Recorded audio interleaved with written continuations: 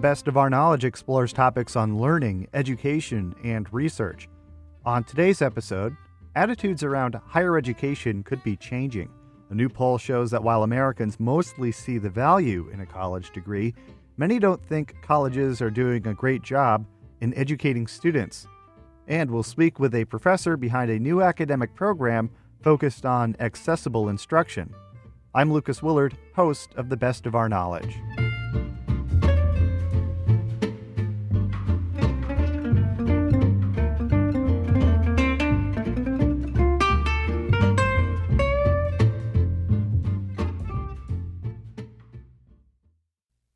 You're listening to The Best of Our Knowledge. I'm Lucas Willard. What do Americans really think about higher ed? The Chronicle of Higher Education has released a national poll that sought to gauge public perception of a four-year degree. I spoke with the Chronicle senior reporter Eric Kelderman to learn more about the poll that shows while most Americans think a college education is worthwhile, fewer think colleges and universities are doing a good job of educating students. I mean, we've seen polls, over in recent years, really since 2016, show what appears to be a very sharp divide or a very sharp change in public opinion about higher education. We've seen the number of people who say it's, not good for the country increase to more than half, and that includes a very large share of people who, identify as Democrats, people who might typically be, very strong advocates. What we wanted to do with this poll was see where, are there more than these numbers? Is it not just black and white, good and bad?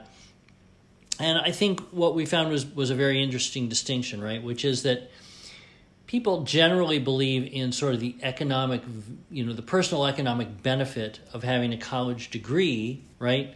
But they don't necessarily think that colleges are doing a great job overall at some of their key functions, and they don't necessarily think that higher ed is maybe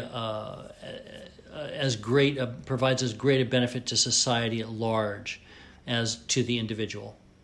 Now, my first question is, does any of that sentiment have to do with the cost of higher ed and the burden of student loans?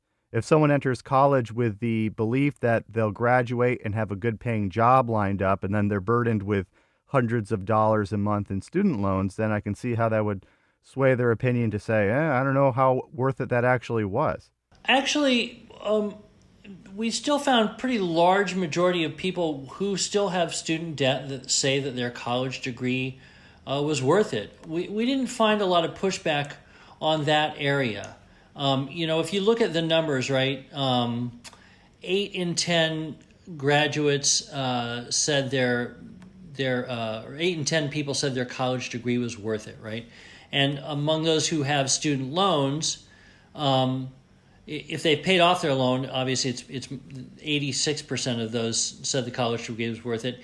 Even with people who still have some level of debt, 64% said their college degree was worth it. So now it's very different for people, obviously, with lower income levels. It's still almost 2/3. People who didn't finish and have some debt, that's another question. I think those folks were far more skeptical about the value. But for people who finished their degree and realized the economic benefit of having that degree, it was worth it, even largely if they had debt. I wanted to ask about the political divide in this survey around the question of, are colleges and universities doing a good job of educating students? That fall off is kind of surprising, that 56% of Democrats rated colleges as good at educating students and only 36% of Republicans. I mean, 20 points is not a small number. No, not at all. Do you think that difference in opinion between political parties is just reflective of rhetoric from political candidates? I mean, we're in a presidential campaign season right now. So do you think people are more swayed by political messaging? We wanted to get at that question, sort of where were people getting their information from on higher education. But as it turns out, in polling, it's really, really hard to do that, and it's not really very reliable, according to the people that we talked with. And so we punted on that question a little bit.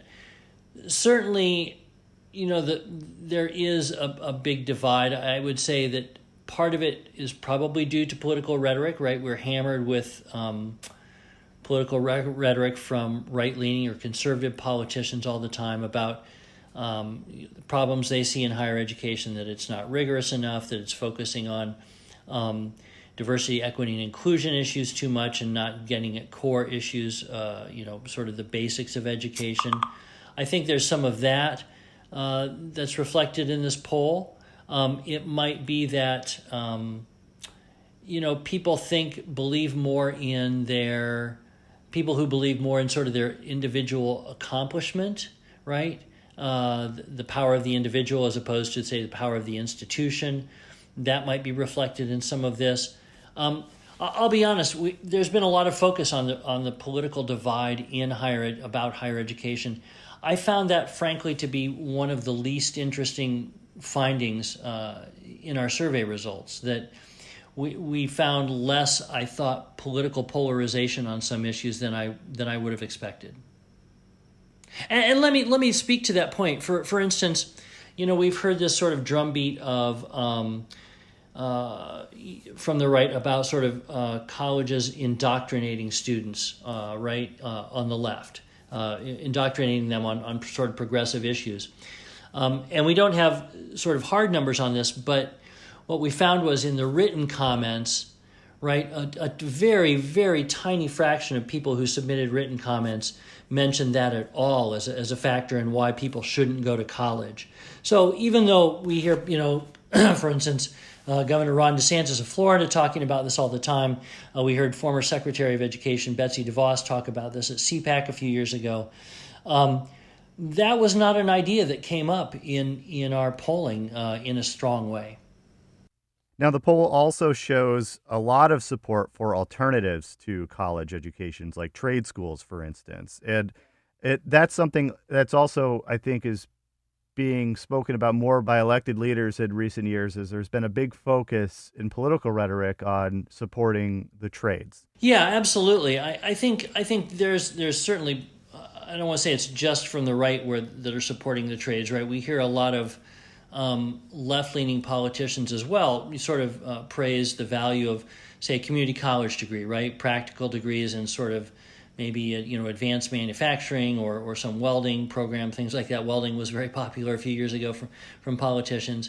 So I think it follows in that vein. But I do find that interesting that there is a strong correlation with sort of quality of life issues and the college degree, right? If you have a college degree, you tend to live longer, your health is better, you have better social connections, your income is generally better. And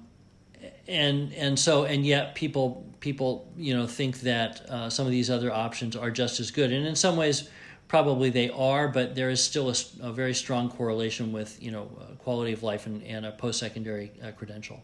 So, Eric, where does this research take you next? What do you want to dig a little more into?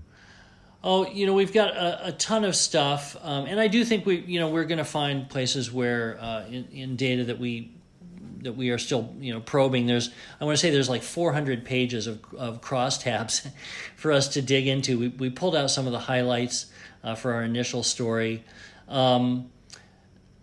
So there's more to dig into on classroom instruction. For instance, we did some polling on who people should rely on to dictate curriculum in college. Right, that's been a big discussion point in politics lately. So we'll dig into things like that. More on sort of the advice, whether people should go to college or whether they're considering college in the future. Colleges are very concerned, as you probably know, about sort of enrollment figures and thinking about, are people going to, leave college in droves? There's a decline in high school graduates coming in 2026, and colleges are thinking about, is there more of a market for us to find students in adult workers, right? Or adult students, people who are working and have families, can they go back to college? A lot of people who have some college but no degree, who haven't finished. And I think the poll results will be very illuminating on whether there is potential for institutions to tap into those populations. Thanks, Eric. Thank you so much for speaking with me. I appreciate it. Yeah, thanks, Lucas. I hope that was helpful. Eric Kelderman is a senior reporter with the Chronicle of Higher Education.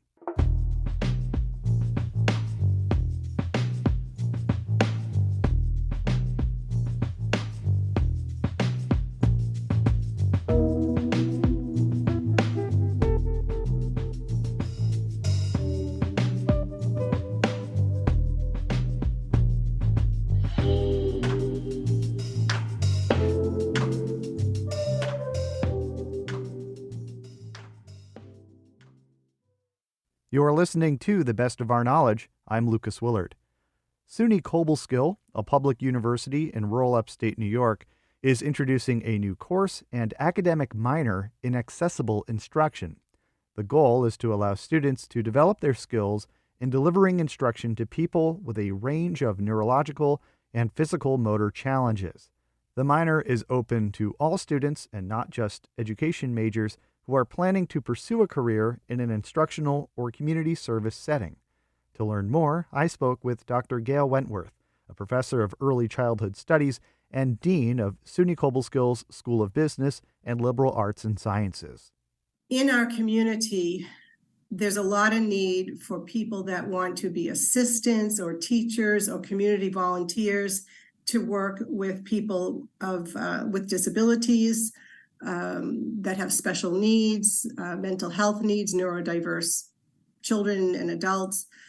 So what I decided to do, I took a sabbatical last semester and I educated myself further on children with autism predominantly. And I did an internship, which was awesome, at Springbrook Schools in Oneonta, New York. And I also took a graduate course, and I developed a new course. It's called Differentiated Instruction, and coupled that with a new minor for bachelor's degree students at SUNY Cobleskill in accessible instruction.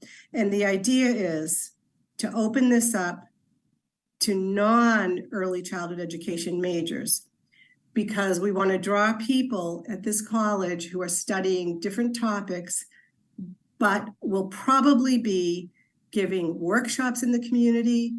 If you're a wildlife student and you're going to go to a county fair, and part of your job is to educate the public on environmental conservation issues, you have to be prepared for anyone who might come to your program, anyone who might stop by to look at that falcon, to hear about the wetlands and the problems.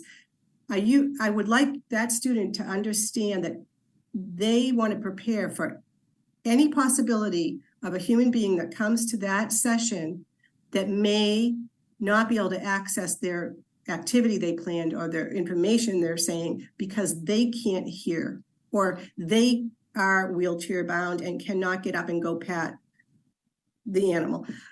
So I think it's applicable to a lot of things, especially at SUNY Cobleskill, which is highly experiential, based on internships, practicum, real world experiences. You are training students with how to connect to people in the real world. Say you graduate with a wildlife studies degree, and your example there, you go to a county fair, you have your booth, you have maybe someone is there with a display case and there's an animal, and you have to communicate to anybody of any ability who's able to come to this session. And this is a program that's going to give you the tools to go that much further, to actually apply what you're learning in these very experiential programs.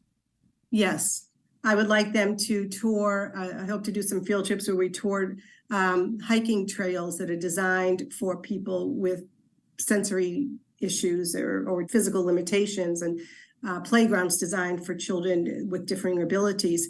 And so all of that develops empathy for other people, and it gives you pause when you're planning something and gathering your materials for an event, so you can be most effective and accommodate the most people you can. And every time you might learn something different. Gee, next time I'll bring this because someone couldn't do that. But I think it'll develop that mindset as well as skills and tools. We're going to make materials, make sensory board, make communication devices, learn how to use software on a laptop that's augmentative assistive communication.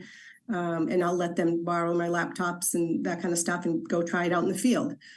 Is there any real world examples that led you into the ideas of why you needed to develop this minor and this course? I've got lots of examples. My own struggles. Some years ago, because I've been at this several decades, some years ago, here's one example. I was teaching in Europe, actually, at a United Nations school in Geneva, Switzerland. And it was a challenge enough because 24 kids in my classroom all spoke different languages from different countries, and they were three and a half. I also had in that mix 2 children with autism. I had no experience with children with autism. And I struggled myself with trying to meet the needs of those children.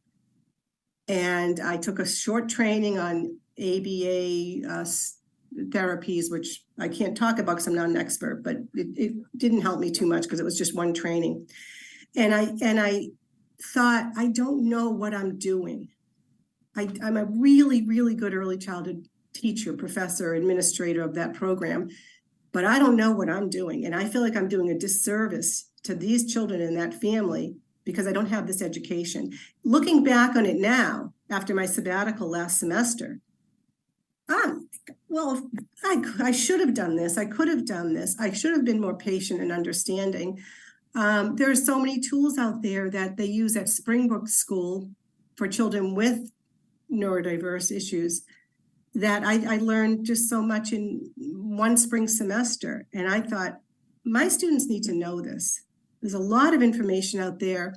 And 20 years ago, I didn't know any of this. And now I've done it firsthand and I'm bringing it to these students. And I believe it's applicable across age ranges and disciplines. It's working with human beings in an empathic, I guess that's the word, an empathic way to meet their needs as best you can. So you're introducing a new minor. What are the challenges in bringing that to students' attention who may already be enrolled in a program and they say, oh, well, I don't know if I need that, or I don't know how that would benefit me. How do you actually get the word out around campus? What I'm doing is I am connecting with faculty that teach certain classes that are part of the minor or whom I think their students would benefit. I'm chatting them up. I'm, in a very positive way. I hope that doesn't sound like an insidious marketer or something like that. But,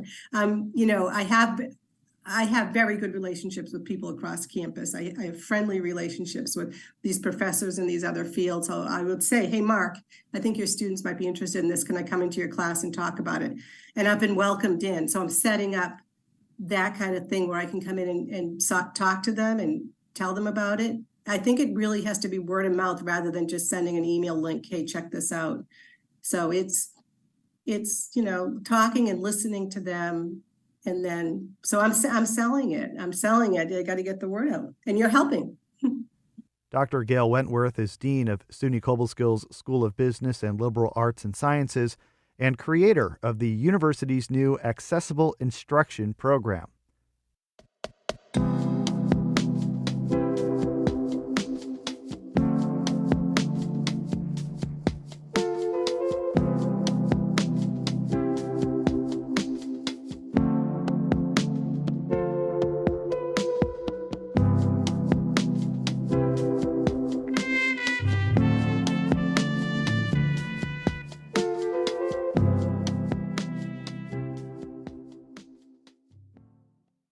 This is The Best of Our Knowledge. I'm Lucas Willard. A new satellite high school in Schenectady, New York is educating students differently.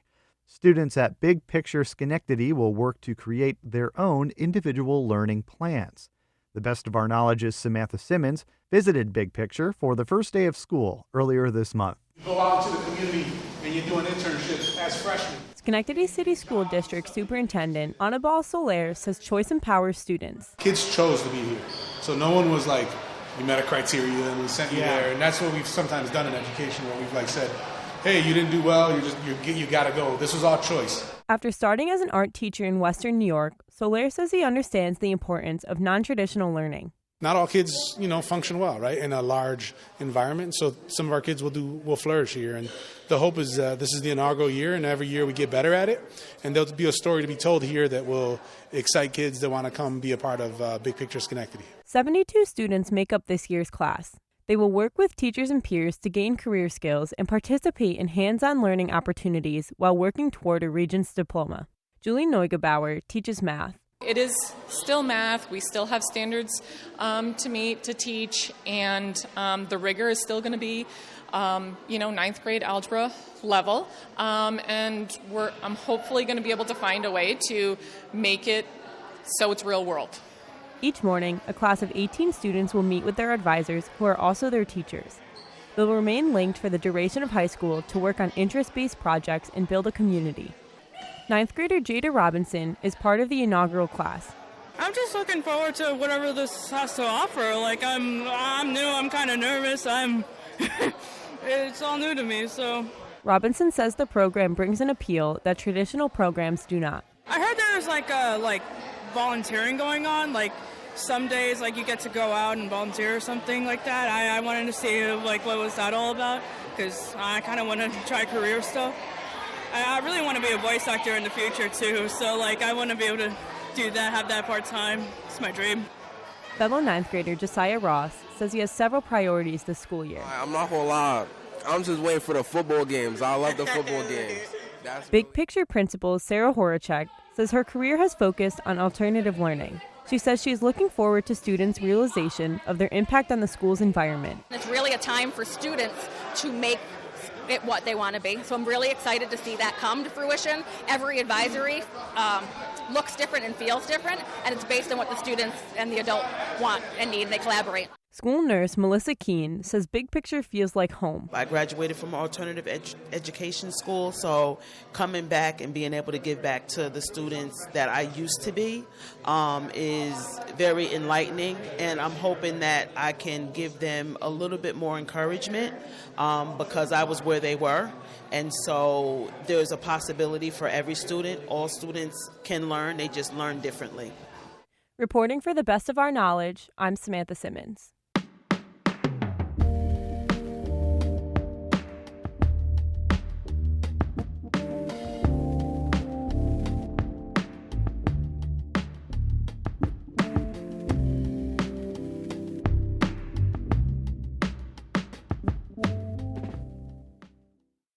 With the unfortunate reality of the threat of guns and violence in schools, districts across the country have looked to advancements in technology to provide security in the event of an emergency. Earlier this year in New York, Governor Kathy Hochul signed legislation aimed at boosting the inclusion of silent alarms in school safety plans. In August, AT&T and FirstNet introduced Safety Shield, a wearable panic button the size of an ID card that instantly alerts 911 and sounds a campus-wide silent alarm. The best of our knowledge is Jody Cowan spoke with Matt Walsh, Assistant Vice President in AT&T's Public Sector and FirstNet. So it's a lanyard device, works with a solution that we call Safety Shield. It's a device that has a button, single button here on the front that allows a school teacher, a bus driver, an administrator to push the button when there is an emergency and have that immediately routed over Next-Gen 911 to a 911 call center, right? They call them public safety answering points, but routes directly to that 911. So there's nobody in the middle of that and communicates immediately with a 911 caller that then results in quicker dispatch to those emergencies. You mentioned Next Generation 911. What is that, and how does it work with Safety Shield? Taking what used to be from when 911 launched, right? It used to be just voice communications to now allowing text messaging, multimedia, pictures. So this changes it 911 to where you can interact with a 911 call taker kind of the same way that you would expect to interact with anybody else, right? And so it gives you that opportunity to have a more meaningful discussion so that you can provide more meaningful content of what's going on, right? Whether that be a picture, or you may not be in a situation where you could call, but you could send a text. In this case, when you push the button on the wearable device, it manifests, or it shows up on a call taker's screen as a text to 911. And so they immediately see who pushed the button, where that person is located in the building, provides a link to the application such that they can provide that to the first responders so they can see a map of the school where the button was pressed, so that first responders, when they're coming to the aid of whomever has pushed the button, can do that quicker and be better informed when they show up on site. So during a situation with possibly multiple calls coming in, an emergency responder could differentiate between different callers in the same building in different locations. Absolutely. So it provides location of where they're at in the building.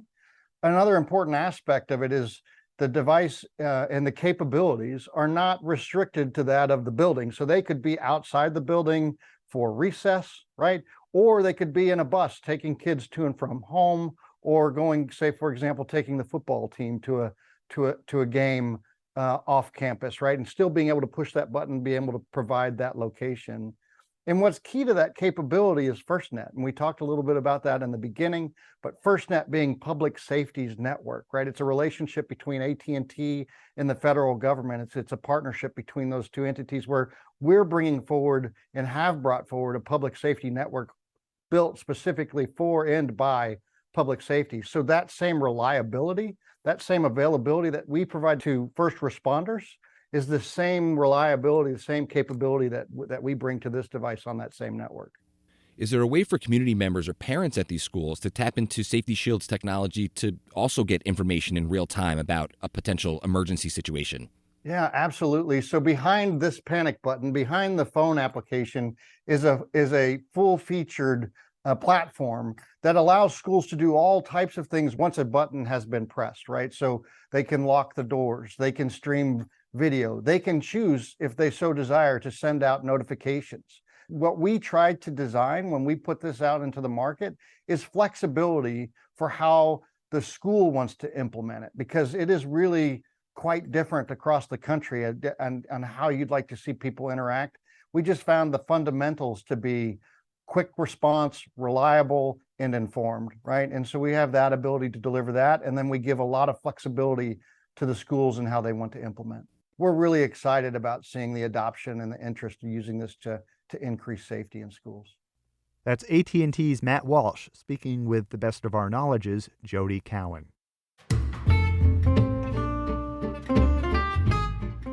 This has been The Best of Our Knowledge, episode 1722. The Best of Our Knowledge is a national production of WAMC Northeast Public Radio. Thanks to associate producer Jody Cowan. The latest on all National Productions programs is available via the Airwaves newsletter and our flagship station's website, WAMC.org. Until next time, I'm Lucas Willard.